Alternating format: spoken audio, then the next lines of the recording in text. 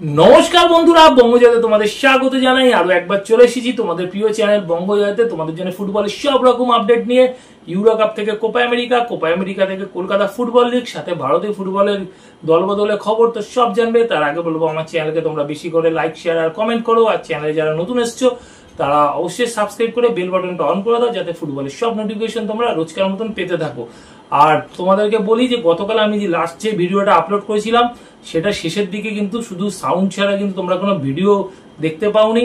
তো রেকর্ডিংটা করেছিলাম কিন্তু কোনো টেকনিক্যাল ত্রুটির জন্য ইউটিউবে ওই ভিডিও রেকর্ডিংটা আসেনি, তো সেই জন্য কিন্তু আমি তোমাদের কাছে ক্ষমা চেয়ে নিচ্ছি।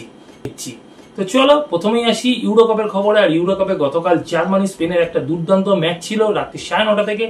সেই ম্যাচে কিন্তু জার্মানিকে 2-1 গোলে হারিয়ে স্পেন পৌঁছে গেল সেমিফাইনালে। ম্যাচটা কিন্তু তুল্যমূল্য হয়েছিল। দ্বিতীয়ার্ধের শুরুতে কিন্তু স্পেন গোল করেছিল, ওলমো এগিয়ে দিয়েছিল স্পেনকে গোল করে, কিন্তু ম্যাচের একেবারে অন্তিম লগ্নে 89 মিনিটের মাথায় রিডস কিন্তু জার্মানির সমতায় ফেরে। এরপর কিন্তু জার্মানি প্রচুর আক্রমণ করে কিন্তু গোলমুখে ব্যর্থতার জন্যই কিন্তু জার্মানি গোল পায়নি। এছাড়া কিন্তু জার্মানি একটা পেনাল্টি পেতে পারত। গোলমুখী শট স্পেনের ডিফেন্ডারের হাতে লাগলে রেফারি তা এড়িয়ে যায় এবং ভারও এড়িয়ে যায়, কিন্তু রিপ্লেতে দেখা যায় পরিষ্কার পেনাল্টি ছিল। গোলমুখী শট হাতে লাগলে সবসময় ফিফার নিয়মে আছে পেনাল্টি, কিন্তু জানি না রেফারি বা ভার এই প্রসঙ্গে কেন এগিয়ে গেল। তো যাই হোক, ম্যাচের একেবারে অন্তিম লগ্ন মানে এক্সট্রা টাইমের অন্তিম লগ্ন 119 মিনিটের মাথায় মরিনো গোল করে দেয় স্পেনের হেডে। দুর্দান্ত একটা গোলে কিন্তু ম্যাচ 2-1 জিতে যায় স্পেন। এবং ম্যাচের একেবারে ইনজুরি টাইমের শেষের দিকে 126 মিনিট, তখন 6 মিনিট খেলার ছিল রেফারি, সেই সময় কিন্তু ড্যানি কারভেয়াল স্পেনের ডিফেন্ডার তিনি কিন্তু লাল কার্ড দেখে এবং পরের ম্যাচে তাকে পাচ্ছে না স্পেন। অপর কোয়ার্টার ফাইনাল ম্যাচে রাতে কিন্তু মুখোমুখি হয়েছিল পর্তুগাল এবং ফ্রান্স। ম্যাচটা কিন্তু দুর্দান্ত ম্যাচ হয়েছে, একটা হাড্ডাহাড্ডি লড়াই ছিল ম্যাচের মধ্যে। বিশেষ করে পর্তুগাল কিন্তু ফ্রান্স গোলমুখে একাধিকবার আক্রমণ করেছে, কিন্তু তাদের গোলমুখে ব্যর্থতায় তারা গোল পায়নি। ক্রিস্টিয়ানো রোনাল্ডো কিন্তু একাধিকবার সুযোগ পেয়েছিল, কিন্তু গোল করতে ব্যর্থ হয় ক্রিস্টিয়ানো রোনাল্ডো। যাই হোক, ক্রিস্টিয়ানো রোনাল্ডোকে এটা শেষ ইউরো ছিল এবং তার থেকে একটা ভালো কিছু আশা করেছিল ক্রিস্টিয়ানো রোনাল্ডোর ফ্যানেরা, কিন্তু ক্রিস্টিয়ানো রোনাল্ডো কিন্তু সেই ফ্যানেদের প্রত্যাশা পূরণ করতে ব্যর্থ হয়েছে। তো ম্যাচ টাইব্রেকারে গেলে কিন্তু ফ্রান্স 5টা গোলই করে 5টা শটে, কিন্তু পর্তুগাল তাদের তৃতীয় শট মিস করে জোয়াও ফেলিক্স, যার ফলে কিন্তু এই ম্যাচ তাদের হারতে হলো ফ্রান্সের কাছে 5-3 এর রেজাল্টে। এদিকে আজ ভোরে কিন্তু কোপা আমেরিকার ম্যাচ খেলতে নেমেছিল কানাডা এবং ভেনেজুয়েলা। কানাডা কিন্তু অঘটন ঘটিয়ে কোপা আমেরিকার সেমিফাইনালে পৌঁছে গেল। ভেনেজুয়েলাকে তারা টাইব্রেকারে হারিয়ে দিয়েছে।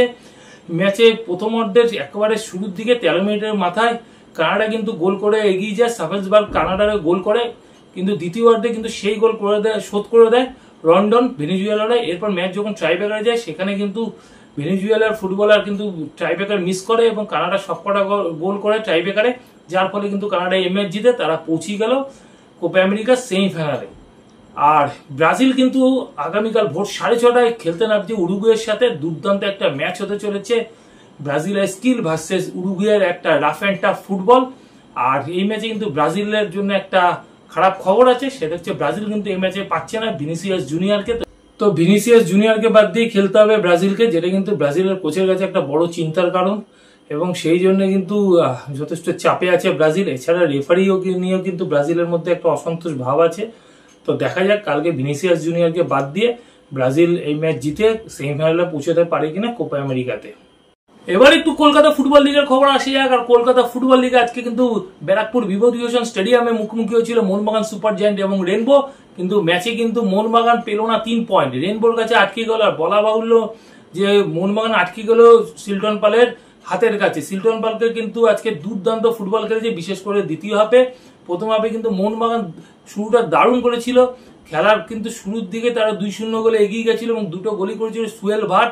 প্রথম গোলটা তো দুর্দান্ত হেডে ফ্লাইং হেডে গোল করেছিল সুয়েল ভাট, আর দ্বিতীয় গোলটাও হেডে করেছিল, কিন্তু সেক্ষেত্রে সিলটন পালের কিন্তু কিছুটা ভুল ছিল আউটিং এর, একটু দেরিতে বেরোনোয় সুয়েল ভাট কিন্তু গোল করে চলে যায়। এরপর কিন্তু ম্যাচ চলতে থাকে, মোহনবাগান কিন্তু চাপও দিচ্ছিল রেনবোর ডিফেন্সে, কিন্তু তারপরেই খেলার পট পরিবর্তন হয় 40 থেকে 45 মিনিটের মধ্যে।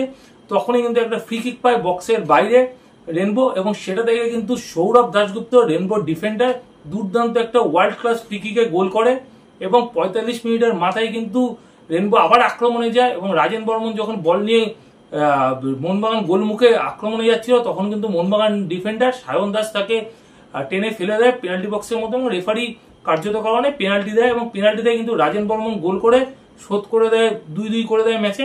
এবং প্রথমার্ধে 2-2 ছিল। দ্বিতীয়ার্ধে কিন্তু খেলা যখন শুরু হয় মোহনবাগান সুপার জায়ান্ট একাধিকবার আক্রমণে যায়, কিন্তু গোলের নিচে শিল্টন পাল যেন পুরনো শিল্টন পাল রূপে দেখা যায়, তার বিশ্বস্ত হাত একাধিকবার পতন রোধ করে রেনবোর্ড হয় এবং ম্যাচের শেষে কিন্তু স্কোর লাইন দাঁড়ায় 2-2।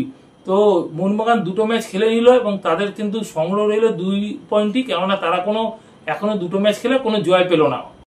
অপরদিকে কাল কিন্তু ইস্টবেঙ্গল ঘরের মাঠে সিএফএল এর ম্যাচ খেলতে নামছে। প্রতিপক্ষ জর্জ টেলিগ্রাফ, আর জর্জ টেলিগ্রাফকে বলা হয় কিন্তু কলকাতা ফুটবলের জায়ান্ট কিলার। এই মরশুমে কিন্তু জর্জ টেলিগ্রাফের কোচ গৌতম ঘোষ, জানো গৌতম ঘোষ কিন্তু একটা সময় নামী ফুটবলার ছিল, তো তার কিন্তু একটা লড়াকু মানসিকতা আছে। আর কাল ইস্টবেঙ্গলের সাথে সেই লড়াকু মানসিকতা গৌতম ঘোষ দেখাতে পারে কিনা সেটা কিন্তু দেখার ব্যাপার আছে। অপরদিকে কালকে কিন্তু আমন সিকে শায়ন ব্যানার্জিদের কাছে একটা কঠিন লড়াই, আর নিজেদের ঘরের মাঠে খেলতে নামা মানে একটা বড় প্রত্যাশার চাপ। সেই প্রত্যাশার চাপ বিনু জোসের ছেলেরা কিভাবে কাটিয়ে উঠতে পারে সেটা কিন্তু কাল দেখতে হবে। এবং কাল ম্যাচ কিন্তু তোমরা দুপুর 3টা থেকে টিভি চ্যানেলেও ম্যাচ দেখতে পাবে। যারা মাঠে যেতে পারছো না তারা কিন্তু কালকে টিভি চ্যানেল জি 24 ঘন্টায় দুপুর 3টা থেকে দেখতে পাবে।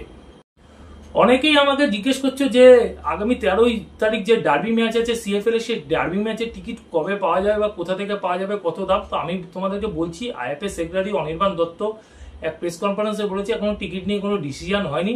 তারা চিঠি দিয়েছে রাজ্য পুলিশকে এবং রাজ্য সরকারকে, এবং সেখান থেকে পারমিশন এলে তারপরেই কিন্তু ঠিক হবে টিকিট কবে পাওয়া যাবে, কোথা থেকে পাওয়া যাবে আর কত দাম হবে।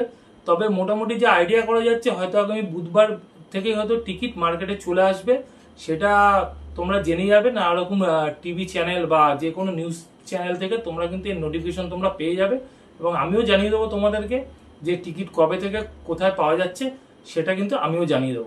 এবার একটু দল বদলের খবর আসে যাক, আর প্রথমেই আসি পাঞ্জাব এফসির খবরে।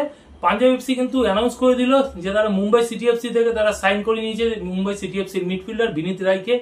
এছাড়া কিন্তু তারা সাইন করে নিয়েছে গোলকিপার মোয়েজ সাবিরকে। তো এই দুই ফুটবলারকে সই করে নিজেদের টিমটা কিছুটা শক্তিশালী করে নিল পাঞ্জাব এফসি।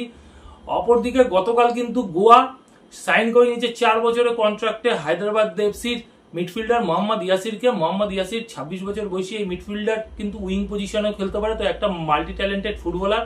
তার কিন্তু ফুটবল ক্যারিয়ারই শুরু হয়েছিল এফসি গোয়া থেকে। তিনি এফসি গোয়া ছাড়াও এফসি গোয়া বি এবং এফসি গোয়া ইউথ টিমেও খেলেছে।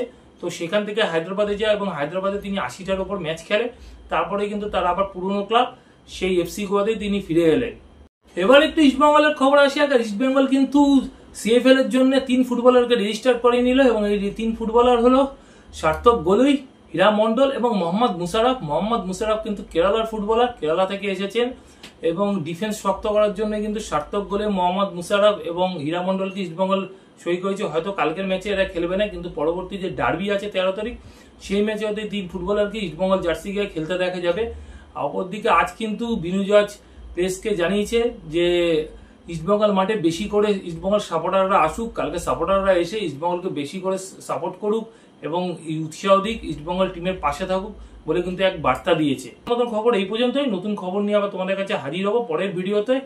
তার আগে বলে যাবো, আগের ভিডিও যারা মিস করে গেছো তার জন্য ডিসক্রিপশন বক্সে আমি লিঙ্ক দিয়ে রাখবো, সেই লিঙ্ক ক্লিক করে তোমরা আগের ভিডিও দেখে নিতে পারো। এখনকার মতন গুড বাই।